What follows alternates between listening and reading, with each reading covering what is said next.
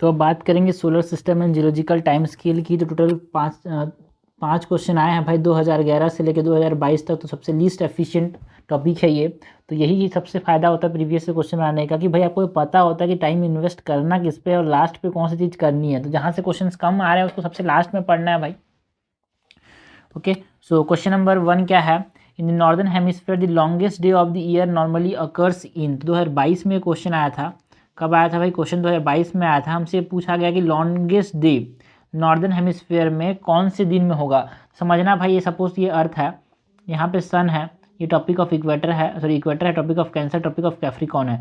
जहाँ पे ये सन जो है वो पूरा दिन तक साइन करेगा, मतलब जब एग्जैक्टली सन जो होगा वो हमारे पास टॉपिक ऑफ कैंसर के ऊपर होगा, तो उसमें लॉन्गेस्ट डे होगा ना नॉर्दर्न हेमिस्फीयर में।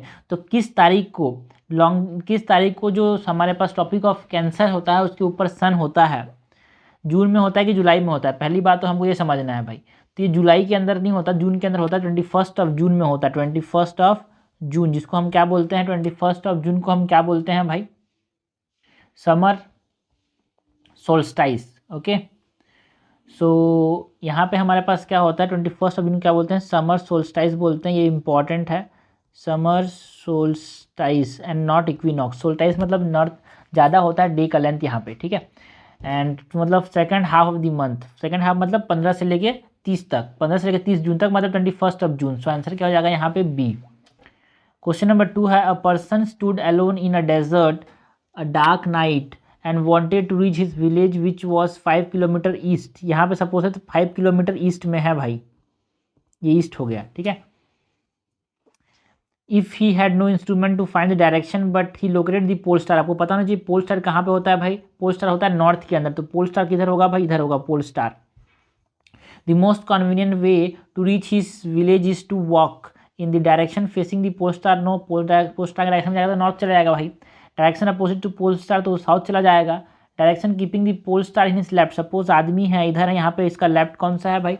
ये इसका लेफ्ट है, ये इसका राइट है, ठीक है। अगर वो पोल स्टार को लेफ्ट में रख रहा है तो कहाँ जाएगा? ईस्ट में जाएगा। बिल्कुल सही बात है यार। पोल स्टार को अगर अपने राइट में लेफ्ट में रख रहा है तो कहाँ जाएगा? ईस्ट में जाएगा। सो इस डायरेक्शन में इसको चलना चाहिए। क्वेश्चन नंबर 3 है, electrically charge particle from the space travelling eight a speed of several hundred kilometer per second can severely harm living beings if they reach the surface of the earth, है ना। हमसे पूछा गया what prevents them from reaching the surface of the earth। तो हमारे पास जो ozone layer है भाई वो हमको इन सब चीज़ों से बचाता है,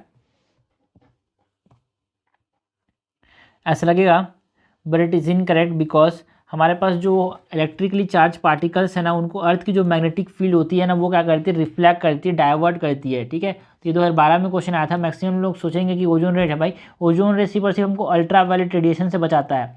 जो इलेक्ट्रिकली चार्ज पार्टिकल्स हैं उनको रिफ्लेक्ट कौन करता है भाई? जो हमारा मैग्नेटिक फील्ड है वो, ठीक है। हमारे अर्थ के अंदर जो मैग्नेटिक फील्ड है, ये सपोज अर्थ हो गया तो ये मैग्नेटिक फील्ड है भाई हमारे पास, है ना, आयरन कोर की वजह से, वो हमारे पास क्या करता है? ये डाइवर्ट कर देता है, magnetic field divert them toward the poles. और ये पोल्स में हमारे पास किस फॉर्म में आते हैं?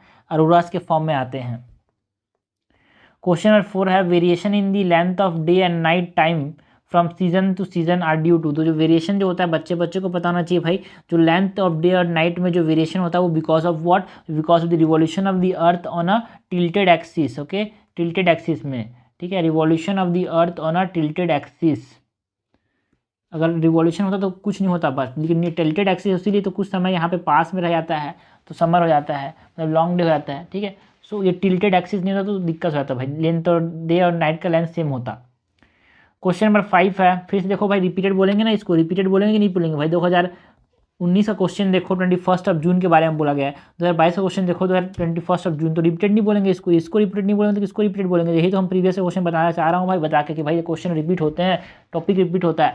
21 जून क्या है? अभी अभी देखा भाई, इसमें सोलर समर सोल्स्टाइस बोलते हैं। सो क्या बोलते हैं? समर सोल्स्टाइस, है ना। तो समर सोल्स्टाइस में क्या होता है? मैक्सिमम डे लेंथ होता है ना, मैक्सिमम डे लेंथ, जो कि हमने देखा उल्टा पूछ दिया गया इसमें मैक्सिमम।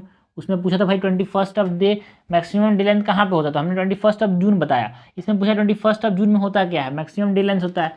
तो मैक्सिमम जब डे लेंथ होगा, है ना, तो ऑप्शन ए बोल रहा है does not set sun, the sun does not set below the horizon at the topic of at the arctic circle. ऊपर में आर्टिक है तो यहाँ पे सन ऐसे रहेगा, ठीक है।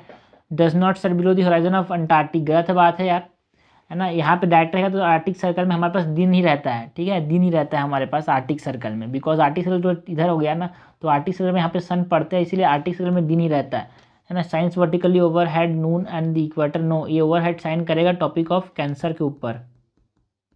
Sign vertically over tropic of Capricorn, no. तो ये हमारे पास इस प्रकार के क्वेश्चन आ सकते हैं, हमको देखना है।